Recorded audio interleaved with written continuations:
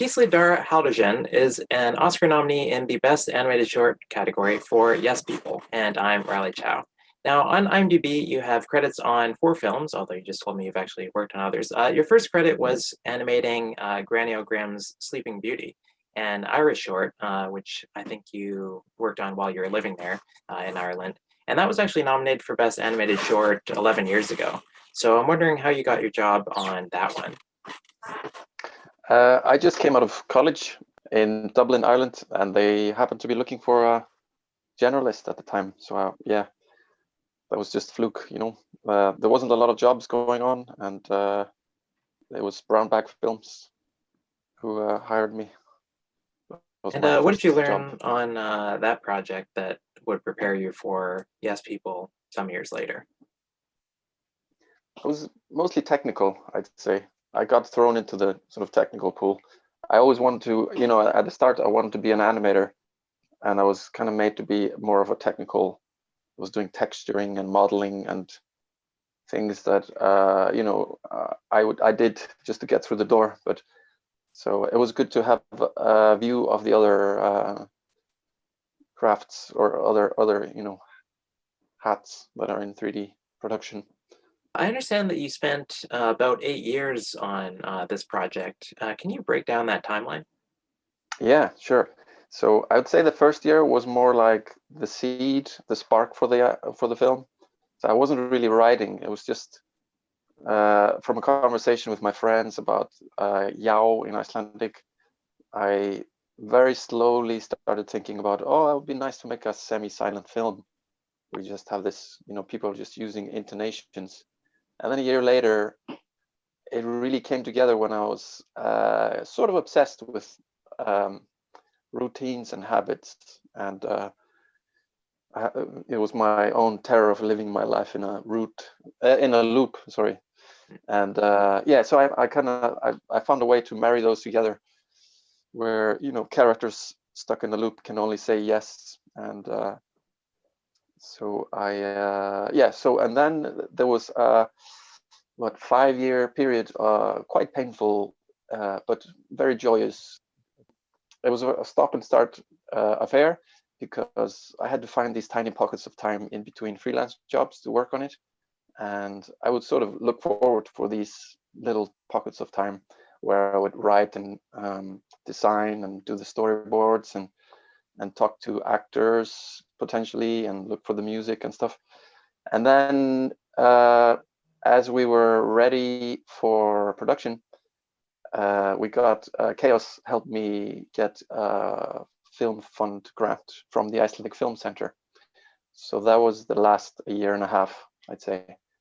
So yeah, it's 8 years, but I couldn't tell you the actual time. Like, it's probably 3 or 4, or I don't know. Now, in the film, everybody says yes or yow. There are a few semi-exceptions where people are singing and that kind of thing. What did you decide about, yeah, when to make an exception and whether that was okay and that kind of thing? Yeah, I think I really like creative restraints. I really like that kind of box and creating a space where you can become creative, because the problem with animation is that you can do everything, and that's fantastic, but also a terrible burden. And yeah, so I definitely did that to create a space to sort of find the direction quicker, because you can spend your life eternity figuring out what every single pixel of the film is going to look like. And sorry, I just forgot the question. I was going somewhere with this. I guess I was asking about exceptions to saying the word yes or yeah. Oh yeah, exactly. That's where I was going. So, but on the other hand, I'm also thoroughly against being too dogmatic, and I think creating something so stringent doesn't really comply with art or creativity. It's nice to create a box, but then I think breaking those internal rules is also quite golden. I sometimes think about, sports, like basketball. Like if you didn't have that box around the game, it wouldn't be as exciting, And if the players could take more than 2 steps, it wouldn't be so exciting. Having those rules are, and then there are famous moments where players cheat and they get away with it, and it just makes the game more dramatic and fun and infuriating if you're on the other side. I guess another constraint you have is that the film takes place over a single day. So can you tell me about using that as a constraint as well? Yeah, it just kind of made sense. It was it was a bit of a scary prospect of doing a story that didn't have like a protagonist, a single protagonist. Just having like a bunch of people following them, I just felt like I needed to ground it for just maybe to make the narrative a bit easier, and also maybe because it's sort of about living your life in a loop, and maybe this day could just almost go on forever. You could loop the film, really. I mean, it ends with snow falling from the sky, and the film begins with snow on the ground, and there's a lot of sort of details like that. Do you have a favorite character? I do, yeah. The music teacher is my favorite character, just because she has a lot of lust for life, and she has dreams, and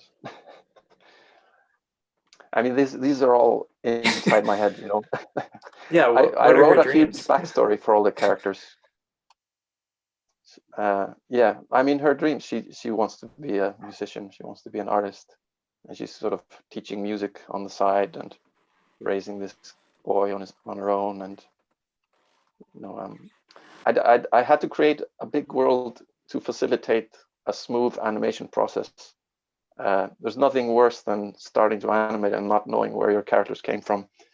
So I have definitely created a world where I'd like to see these characters in other situations, and they don't always have to say yow either.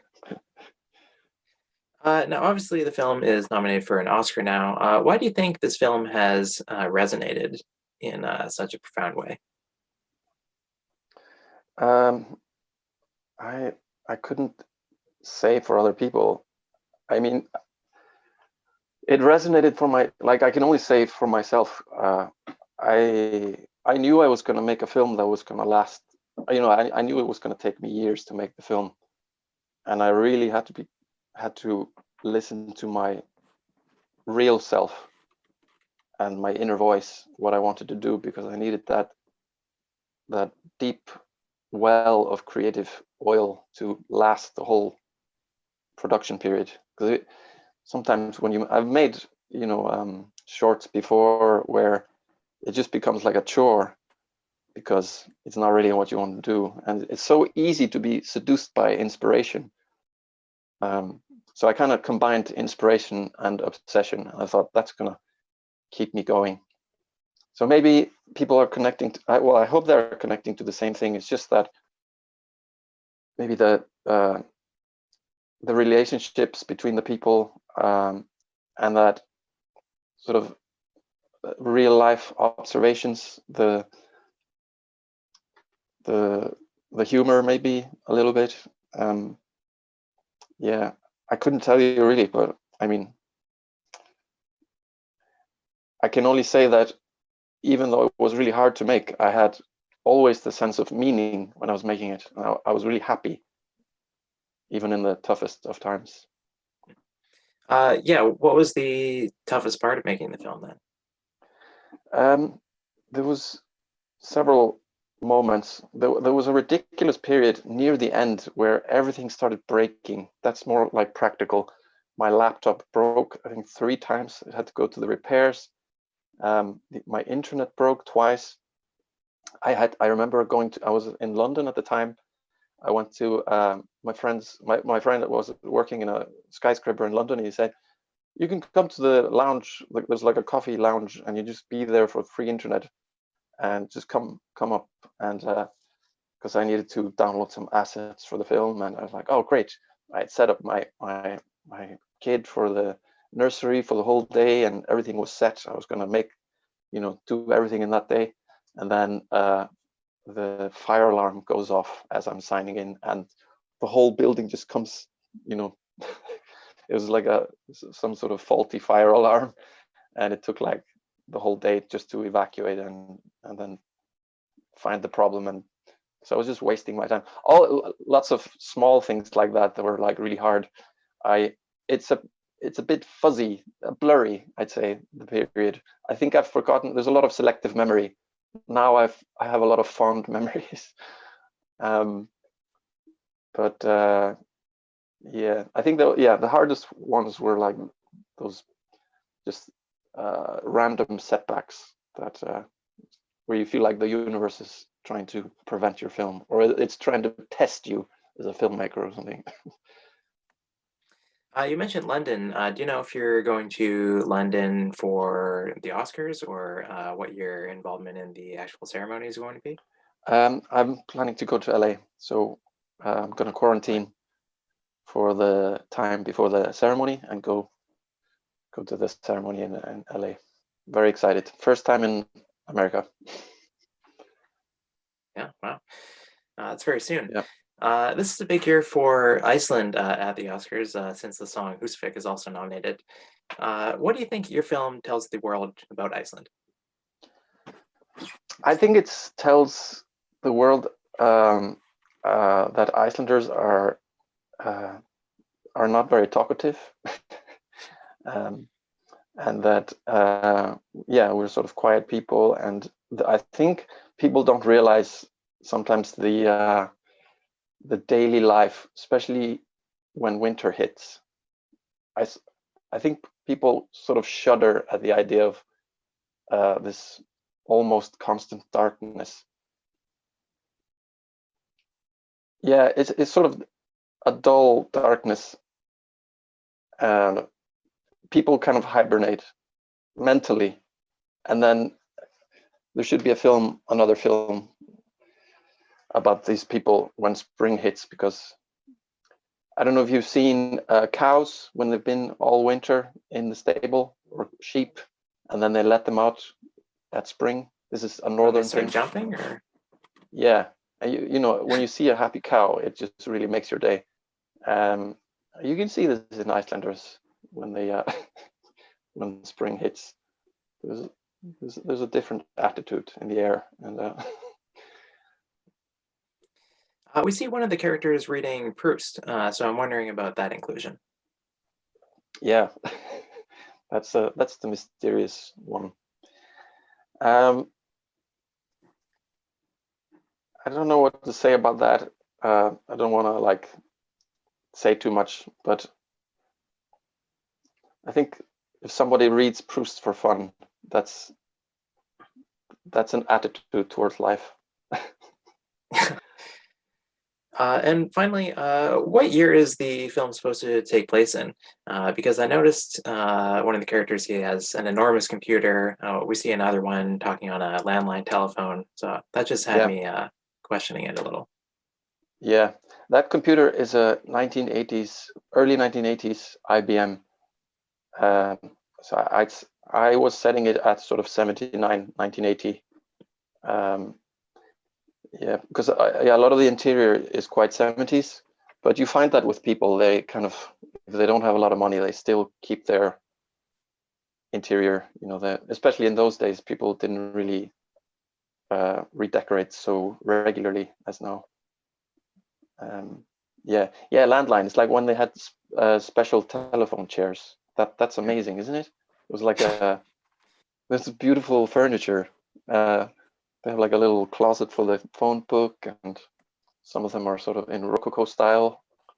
Love those. Okay, Gisli, well, thanks very much for taking the time to chat with Gold Derby. Thank you very much.